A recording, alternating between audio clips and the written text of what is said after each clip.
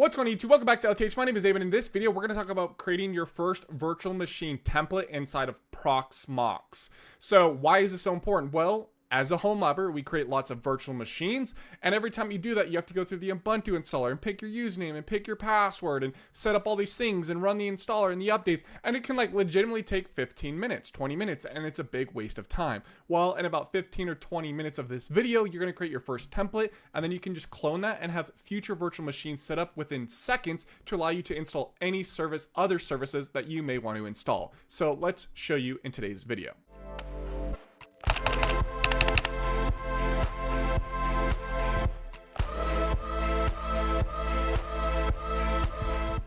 So after you've logged in, you need to create a virtual machine to be your template. So we're going to go ahead and click create a VM on the top right.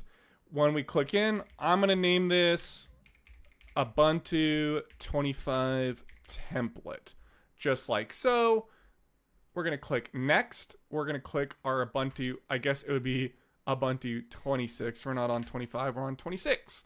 And so it'll be local Ubuntu 26. You're going to go through your system. Now this you can always change later, but I'm just going to set a default of 50 gigs for our template. And then for our CPU cores for the template, I'm going to do 4 gigs and then 4096, which would be 4 gigabytes of RAM. And then network will be the default, and then confirm and finish. And now you're going to do the exact same thing like you would do with any other virtual machine and go through the installer. So I'm going to click our virtual machine right here, go to console, click start, and then go through this installation process. So there's going to be timestamps down below. If you don't want to watch this part of the video, please skip forward. If you want to make sure you set every setting the way I do, please continue to watch. But one thing to note, the only thing you really need to make sure you enable is that SSH via SSH Keys. So just make sure you have Open SSH installed on your machine for all your future templates to use. Other than that, everything's going to be the same if you want to go ahead and skip ahead of this video. So we're going to click English, done for English keyboard, choose the type of installation, Ubuntu server. We're going to see we get a virtual IP assigned to us, which will be 117. Done again on proxy configuration. Check our mirror location to ensure that it can reach out and get those mirrors for all the latest updates. It says our mirror location passed the test, so we'll click done. We're using our entire 50 gig disk. I'm going to tab all the way down until I see done highlighted in green. Again, by using my tab key, click done. Right here, we can see our virtual machine is split up. So our Ubuntu VG new and then free space will be about 24 gigs of usable ext4 for installing applications. This is just saying confirm the destruction. Yes, your name will go here. This doesn't really matter. Because it's just for the machine to know your server's name. So we're going to do Ubuntu 26 template, and then pick a username to log into these virtual machines and a password, and then tab again and click done. Continue, and right here, this step on the SSH configuration, install Open SSH server, and then you can import an SSH key to be able to log into this if you would like to do so. So I'm going to do it via GitHub. We do have a video linked on our channel of how to do this if you're curious. And so I will type in my name, click done. It's going to fetch my public SSH key. I'll click yes and click done. We're going to do no featured server snaps right here. So we're going to skip all this and just click done, and then allow this installation to start. And then once this reboots, we will go ahead and log into this virtual machine and put all the specific settings we need to turn this into a template. So now that my machine has been rebooted and it's running after that install, I'm going to open up a terminal, do SSH, and then the name of my virtual machine connection, which I added to my config file. If you don't know how to do this, this is also covered on our channel of how to add SSH keys through GitHub. So now that you're logged in to your virtual machine, which we're going to use for our template, there's a couple things we want to do. So the first one, we're going to make sure everything's up to date. And then we're going to ensure cloud init is installed with sudo apt install cloud-init space -y. Go ahead and type your password in. And we'll just make sure everything is in, and we can see everything has been installed or already was installed. So it's just a precautionary measure to make sure that you have everything you need. You can also check it with cloud-init version to see if you have it installed. In our case, we do. The next thing we want to do is ensure that it boots up after every restart of our virtual machine. So we're just going to run the 3 commands to enable cloud init local service, cloud config service, and the cloud final service. And these will all be linked down below in the description if you're new here and didn't know that.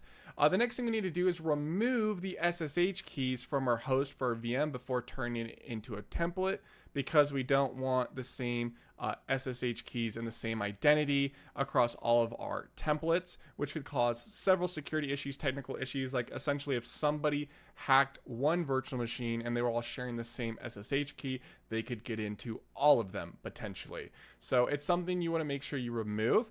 So we're going to change into that directory of change directory etc ssh. And then within here, if we do an ls-la command, we can see all of these SSH host file keys. And so if we run the command sudo remove ssh underscore host underscore wildcard, it's going to remove any of the files that belong to there. So if I go up to commands again, we can see all of those files are now missing. So that's what we wanted. The next thing we need to do is edit the host machine ID, right? This is a unique identifier for every machine. For the network to work and security to work and licensing of potential software to work, they can't all share the same machine ID, or we're going to run into networking and collision problems. So in order to switch that, we're going to just cat this etc machine ID. So cat /etc /machine -ID. And we can see we have an ID number right here. Well, you cannot delete this file because it's a crucial file to Ubuntu or any server operating system to function. But we can remove the content of that said file with sudo truncate-s 0/etc/machine ID. So we'll just enter, and I'll up arrow to commands again to check it, and we can see that content is now missing that was previously there. So there's actually another location that machine ID is referenced, and that is called a symbolic link. And we can check for that symbolic link with this command, ls space l /var/lib dbus machine ID. So there's a couple indicators in here to know that it has been symbolically referenced already. There's this L at the beginning of our permissions, and then there's this dash arrow pointing to our machine ID file, which we just emptied, and it's located here in the var lib dbus location. So that's how you know it is symbolically linked. What if it's not symbolically linked? So you can actually do that with this command, sudo ln space -s etc machine ID space, and then put it in that location if you need to. And if we click enter on that command, we can see it already exists, so that link's already there, and we've confirmed it's good to go. The next thing we want to install for our virtual machines, especially within a Proxmox environment, is QEMU agent. This allows our Proxmox to directly read and display the internal IP address of our Ubuntu server. It allows us to enable a proper shutdown command in the Proxmox web interface to perform a graceful OS level shutdown. Without it, Proxmox is forced to use emergency power off, and that's like pulling the plug or the ACPI signals. So we don't want to do that. We want to allow our databases to save and gracefully shut down. Data protection, reliability of our virtual machines, data corruption. We want to prevent all that good stuff. So we're going to do that with the sudo apt install QEMU-guest-agent, and then click enter for yes, because that's the default, and allow this to install. So after that's done, we need to go back to our browser, and under our template virtual machine, we want to go down to options, and then where we see the QEMU guest agent in setting, we want to select it, click edit, and use the QEMU guest agent and click OK. So we just want to make sure that's enabled because we're eventually going to restart this machine and we want this setting to apply to it. So back over at our command line, we want to clean up this VM image. And so we can do that with a couple commands. We can do the sudo apt clean command, and that'll remove any potential apt-get downloads. It didn't really do anything for us because this is a fresh install. We can then do sudo apt auto remove. So this can remove orphan packages or things that aren't referenced. So you can see here that it actually has removed some stuff for us and saved us 309 megabytes of space. And we can continue or agree to do this. So this is good. You want to get rid of as much bloat on your template as possible. And so we'll click yes to remove those modules that aren't referencing or being used by anything on this template. The next thing we want to do is just clean up our cloud init image just in case there's anything there. That's a precautionary measure more than anything. So at this point, we're pretty much done, but this is the time for you to install anything that you, again, like I referenced earlier in the video, that you think you would need. So maybe you have a certain apps that pre-downloaded onto your image that you use a lot within your company. Maybe you have a certain user that you've already created that you may want to add. You also have security and compliance, like certain universal firewall rules. Maybe you want every virtual machine to auto block certain IP addresses, port numbers, etc. Universal networking settings like a VLAN, you may want to add that in here right now if that's going to apply to all your virtual machines. And then two other things, configuration agents like endpoint device management software or centralized endpoint monitoring software like Grafana maybe. You would do that right now to get your virtual machine all set up and ready as a template. So once you've done that, if there's anything else you would like to add, we're going to go ahead and power off this machine by doing sudo power off. So sudo power, well, if I can spell it right, sudo power off.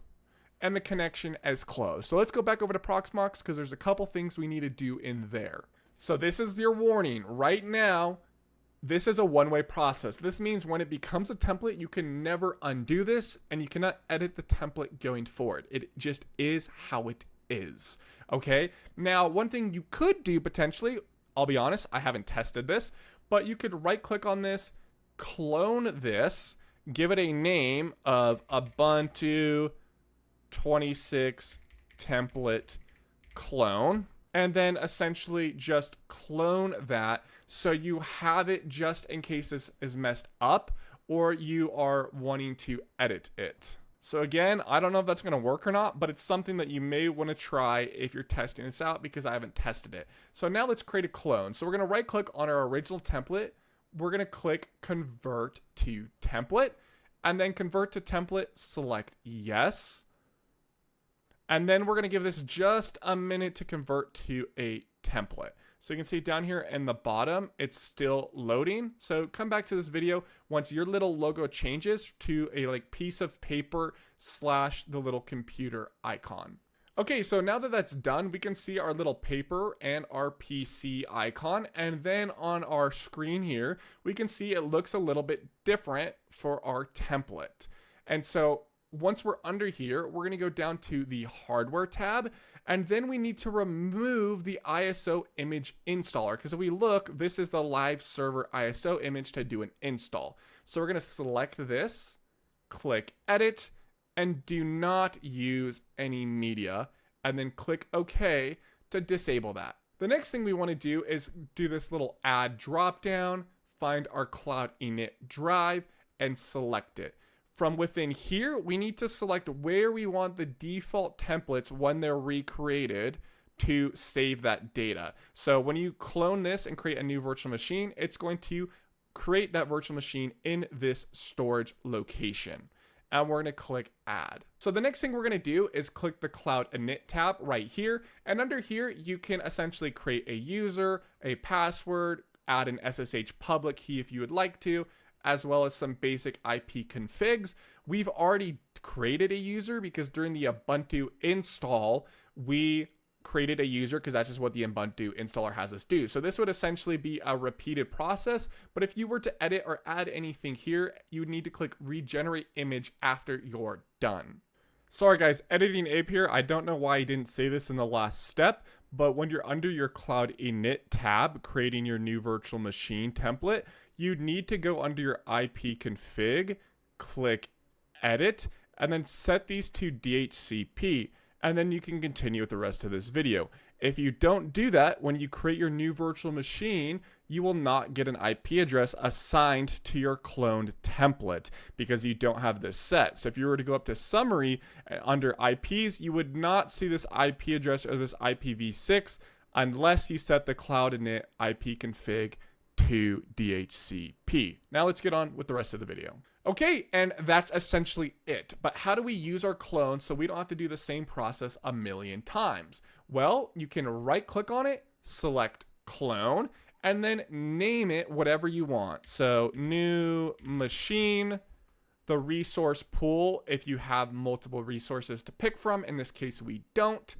And then we are going to say linked clone or full clone. We're going to select full clone so they don't depend on each other. And it could be same as source for target storage, but you could change it if you had another option to install this machine on past that default we set earlier, and then click clone. So this is how much time it honestly saves you. If I click my little process down in the tasks and I go to status, it created this second virtual machine in just 59 seconds. So the headache is over, guys. Don't do it anymore.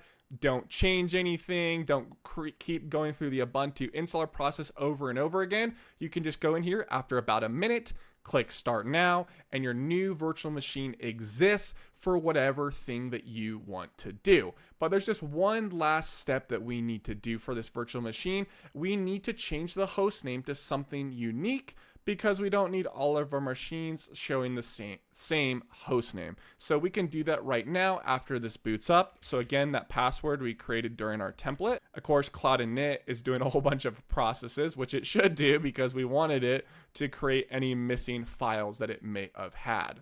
So we actually have a good sign right here during this install. We can actually see generating public/private key pair, and it's been saved to the SSH host key. So this did just create unique SSH keys for us using Cloud Init like we wanted it to. So again, they're all unique. So now we can actually log in because it did everything we wanted it to do. And then within here, there's a couple places we need to edit. So sudo nano space /etc/host name, click enter, type your password in, and then this is our new machine. So let's give this a name of projects, right? And so we'll do Control X, the letter Y on our keyboard, and then enter to save, and that file has now been edited. And we could also cat this file just to make sure the change occurred, and it did. So the next thing we need to do is we need to edit this in one more spot. And so that's going to be in sudo nano etc but hosts, just like this. And then if we scroll down here, there is a couple names. So new machine. We can just switch that to projects, just like so. Click Control X, the letter Y, enter, and we're good to go. So now the only thing we need to do is just reboot this machine to ensure it gets that new machine name. So again, we're going to do sudo reboot. Okay, guys, and after it restarted, there you go. We can see right here it shows projects. So it did switch our host name. And we also know QEMU is now working because if we go to summary, we can actually see the IP address of our virtual machine is now present. So you don't even need to log in. If you just want to open up like your terminal on your computer and SSH into this, for example, you can save yourself a step from logging into this console. So thank you for watching. My name is Abe. I hope this video was useful to you. And now you can essentially create new virtual machines in as little as like 2 minutes instead of 10-15 minutes for any of your future projects. And I hope your workflow is now a lot faster. Thank you for watching. Again, my name is Abe, signing off with another video.